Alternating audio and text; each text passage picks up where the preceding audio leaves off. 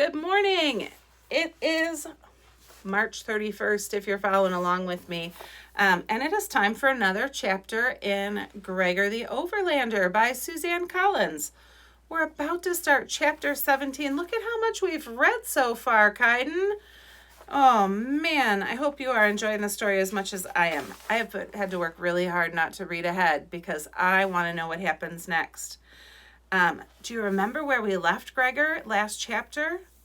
He was a prisoner. All of the Underlanders and Gregor and Boots, they were prisoners of the spiders. They spun a column all around them, and there they were stuck.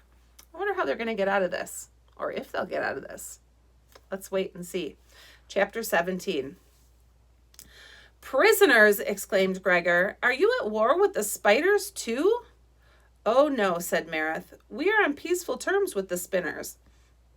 We trade with them. We do not invade each other's lands, but it would be an exaggeration to call them our friends. I'll say, said Gregor. So did everybody know they would lock us up except me? He had trouble keeping the irritation out of his voice. He was getting tired of finding out about things after the fact. I am sorry, Gregor, said Vicus. I have worked long to build bridges between ourselves and the spinners. I thought perhaps they would be more agreeable, but I overestimated my influence with them. He looked weary and old. Gregor hadn't meant to make him feel worse than he already did. No, they really respect you. I think they were going to eat me until I mentioned your name. Vicus brightened a little. Truly? Well, that is something. Where there is life, there is hope. That's so weird. That's what my grandma always says, said Gregor. He laughed, and somehow that broke the tension. Gigo, fresh diaper, said Boots crankily. She tugged at her pants. Yes, Boots, fresh diaper, said Gregor. She hadn't been changed for ages. He dug through the pack Dulcet had given him and realized he was down to 2 diapers. Uh-oh, he said. I'm almost out of catchcloths. Well, you could not be in a better place. The spinners weave all our catchcloths, said Solivet. How come they're not sticky? Asked Gregor, touching his face. Spinners can make 6 different kinds of silk, some sticky, some soft as Boots' skin. They make our garments as well. Really? Said Gregor. Do you think they'd let us have more catchcloths, even if we're prisoners? I doubt not. It is not the spider's goal to antagonize us, said Solivet, only to hold us until they can determine what to do. She called up to a guard, and in a few minutes 24 diapers came down on a thread. The spider also sent down 3 woven baskets filled with clean water. Solivet began to work her way around the group, cleaning wounds and patching people up. Luxa, Henry, and Marith paid close attention, as if she were teaching a class. Gregor realized the ability to heal battle wounds was probably important if you live down here. Solivet began by cleaning the gash on Marith's thigh and stitching it up with a needle and thread. Gregor winced on Marith's behalf, but the guard's face was pale and set. 2 bats required stitches on torn wings, and though they made a great effort to remain still while Solivet slid the needle in and out of their skin, the process was clearly antagonizing for them. Once all the obvious bleeding had been stopped, Solivet turned to Gregor. Let us attend to your face now. Gregor touched his cheek and found that the welts had formed where the webs had ripped off. Solivet soaked a catchcloth in water and placed it on his face. Gregor had to grit his teeth to keep from screaming. I know it burns, said Solivet, but you must wash the glue from your skin or it will fester. Fester? Said Gregor. That sounded awful. If you could stand to splash water upon your face, it would be more painful, but a faster process, said Solivet. Gregor took a deep breath and dunked his whole head into one of the baskets of water. Ah! He screamed silently and came up gasping. After 5 or 6 dunks, the pain faded. Solivet nodded approvingly and gave him a small clay pot of ointment to dab on his face. While he gingerly applied the medicine, she cleaned and bound a series of smaller wounds and forced an uncooperative Vicus to let her wrap his wrist. Finally, she turned to Temp and Tick. Crawlers, do you need any assistance from me? Boots pointed out a bent antenna on one of the roaches. Temp boo boo, she said. No, princess, we heal ourselves, said Temp. Gregor was sorry Temp was injured, but on the plus side, he could now tell the roaches apart. Bandage, insisted Boots, and reached out to grab the crooked antenna. No, Boots, said Gregor, blocking her hand. No bandage on Temp. Bandage! Boots gave Gregor a scowl and pushed him away. Oh, great, thought Gregor. Here we go. In general, Boots was a very good-natured 2-year-old, but she was still 2, and every so often she would throw a tantrum that left the rest of the family exhausted. Usually it happened when she was tired and hungry. Gregor dug in the pack. Hadn't Dulcet said something about treats? He pulled out a cookie. Cookie, Boots? She reluctantly took the cookie and sat down to gnaw on it. Maybe he had headed off the worst. Hates us? The princess hates us? Asked Tick worriedly. Oh, no, said Gregor. She just gets like this sometimes. My mom calls it the terrible twos. Sometimes she throws a fit for no reason. Boots scowled at everybody and drummed her feet on the ground. Hates us? The princess hates us, murmured Temp sadly. Baby roaches probably didn't have tantrums. No, really, she still thinks you're great, promised Gregor. Just give her some space. He hoped that the roaches wouldn't get so hurt by Boots' behavior that they'd want to go home. Not that anybody was going anywhere right now. Vicus gestured him over to where the others had gathered. He spoke in a whisper.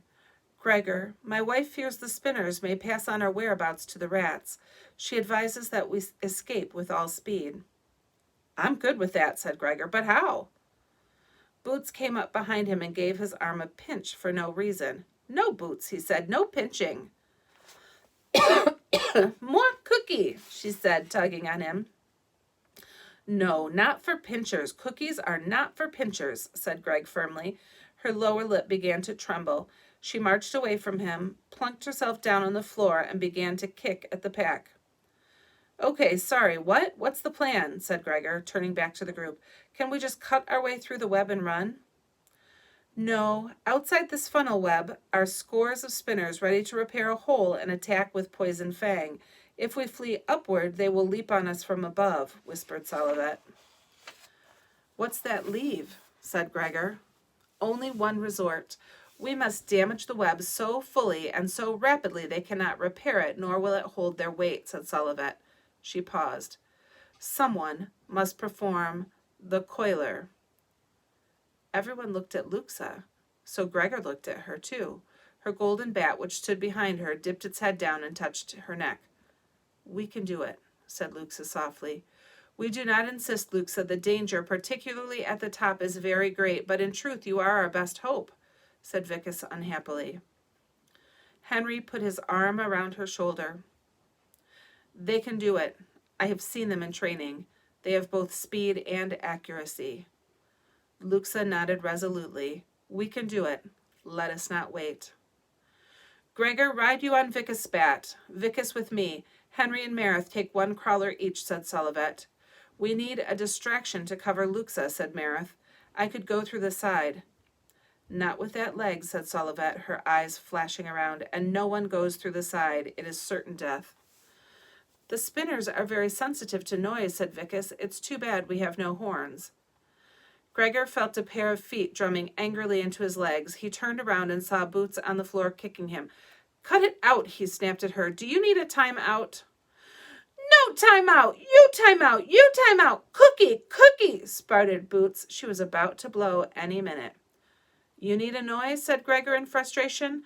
I've got a noise for you. He picked up Boots and wrestled her into the backpack. No! No! No! Said Boots, her voice rising in pitch and intensity. Everybody ready? Asked Gregor, pulling a cookie from Dulcet's bag. The Underlanders weren't exactly sure what he was doing, but in seconds they were prepared to take off. Solivet gave him a nod. We are ready. Gregor held up the cookie. Hey, Boots, said Gregor. Want a cookie? No cookie! No cookie! No, no, no! Said Boots, way past the point of being pacified.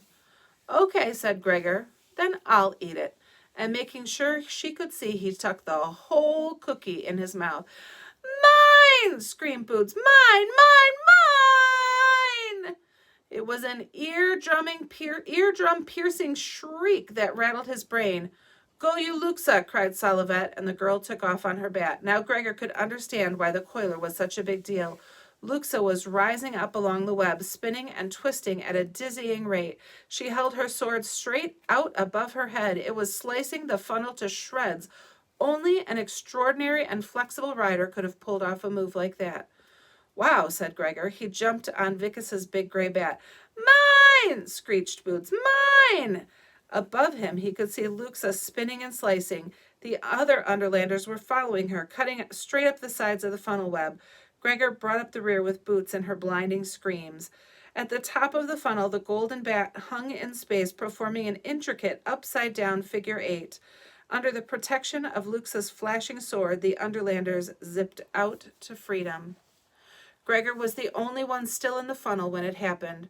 From above, a jet of silk shot down, encircling Luxa's sword arm and jerking her from her bat, the pair of striped legs reeling her in like a fish. The fangs of Queen Weevox opened to receive Luxa's neck. And that's the end of the chapter. That's where we get left today. Luxa is being bitten by Queen Weevox. Say it isn't so. But it's true. That's the end of chapter 17. I'll see you tomorrow and we can find out what happens to Luxa. Have a good day.